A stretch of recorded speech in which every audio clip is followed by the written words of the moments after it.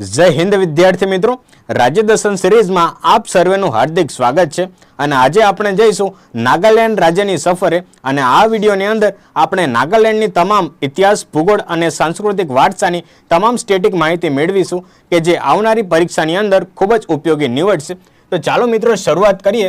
એની પહેલા ऐतिहासिक पृष्ठभूमि विषे बात करिए तो 12મી અને 13મી સદીની અંદર નાગા કે જેને યતિ જનજાતિ તરીકે પણ ઓળખવામાં આવે છે કે એ લોકો અસમમાં તિબેટી અને બર્મી લોકોની સાથે સંપર્કમાં આવ્યા હતા। ત્યારબાદ તેઓ નાગાલેન્ડની અંદર પ્રવેશે છે। તો હવે વાત કરીએ 1963ની અંદર નાગાલેન્ડને રાજ્યનો દરજ્જો પ્રાપ્ત થાય છે। તો ચાલો મિત્રો આગળ વધીએ અને ઇતિહાસની દ્રષ્ટિએ વાત કરીએ તો બીજા વિશ્વયુદ્ધ અંતર્ગત આ નાગાલેન્ડની અંદર બેટલ ઓફ કોહિમા થયું હતું। તો વાત કરીએ 1944ની અંદર બ્રિટિશ આર્મી કે જેની અંદર ભારતીય સૈનિકો પણ હતા અને જાપાની સેના વચ્ચે કોહિમાની અંદર ભીષણ યુદ્ધ થયું હતું જેને પૂર્વનું સ્ટાલિનગ્રાડ તરીકે પણ ઓળખવામાં આવે છે। તો આ હતી બેટલ ઓફ કોહિમાની વાત। તો અહીં એક પંક્તિ કંડારવામાં આવેલી છે કે કોહિમા વોર સેમેન્ટ્રી કે જે આ યુદ્ધ સ્મારક કે જે નાગાલેન્ડની અંદર આવેલું છે અને અહીંયા વિશ્વ વિખ્યાત પંક્તિ લખવામાં આવી છે કે when you go home tell them of us and say for your tomorrow we gave our today, કે આપના અને દેશના રક્ષક કાજે અને આપના સુદૃઢ ભવિષ્ય માટે અમે અમારું જીવન ખપાવ્યું છે આપની સુરક્ષા માટે। તો આ પંક્તિ કે જે બેટલ ઓફ કોહિમા કે જે યુદ્ધ થયું હતું તેના અનુસંધાનમાં આ સ્મારક એટલે કે કોહિમા વોર સેમેન્ટ્રી પર લખવામાં આવેલું છે। તો ચાલો મિત્રો આગળ વાત કરીએ તેની ભૌગોલિક વિશેષતા વિશેની। તો તેનું કેપિટલ કયું છે તો કોહિમા છે અને આંતરરાષ્ટ્રીય સીમા કે જે મ્યાનમાર દેશ સાથે ધરાવે છે અને મ્યાનમાર દેશને આપણે સફેદ પેગોડાના દેશ તરીકે ઓળખીએ છીએ, સફેદ પેગોડાના દેશ।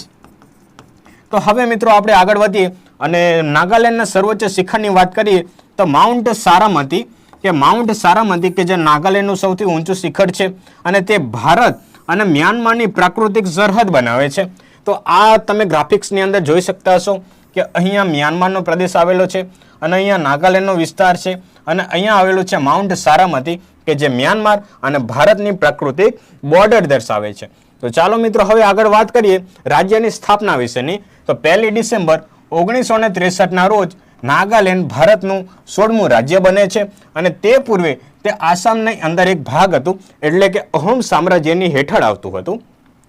તો તેના વિશેષ બંધારણીય દરજ્જા વિશે વાત કરીએ તો ભારતીય બંધારણના અનુચ્છેદ 371 મુજબ આ નાગાલેન્ડને વિશેષ દરજ્જો પ્રાપ્ત થયો છે।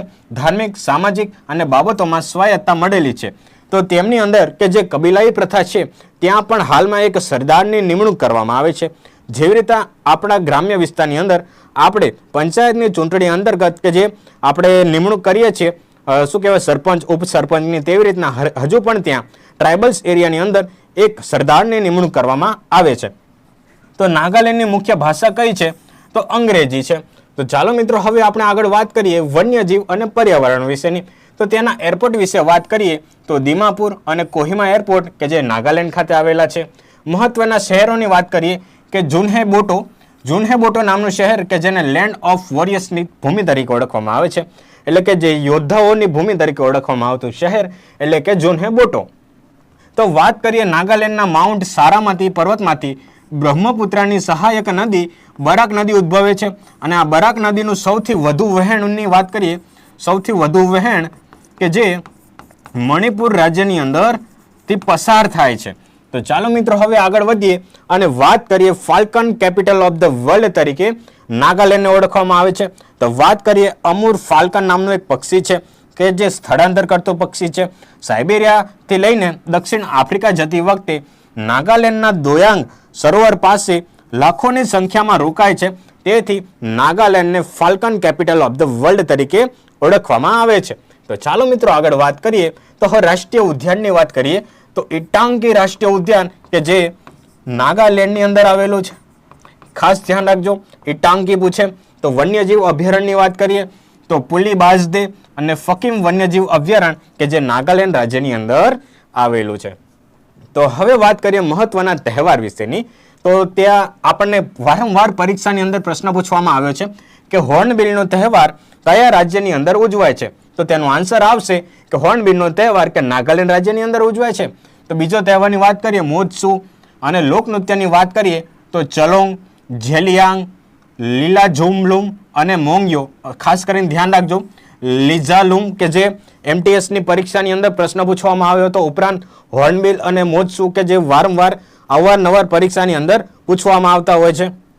તો હવે વાત કરીએ તો આ હતી વાત નાગાલેન્ડના તમામ સ્ટેટિક મુદ્દાની કે જે આવનારી પરીક્ષાની અંદર ખૂબ જ ઉપયોગી નીવડશે.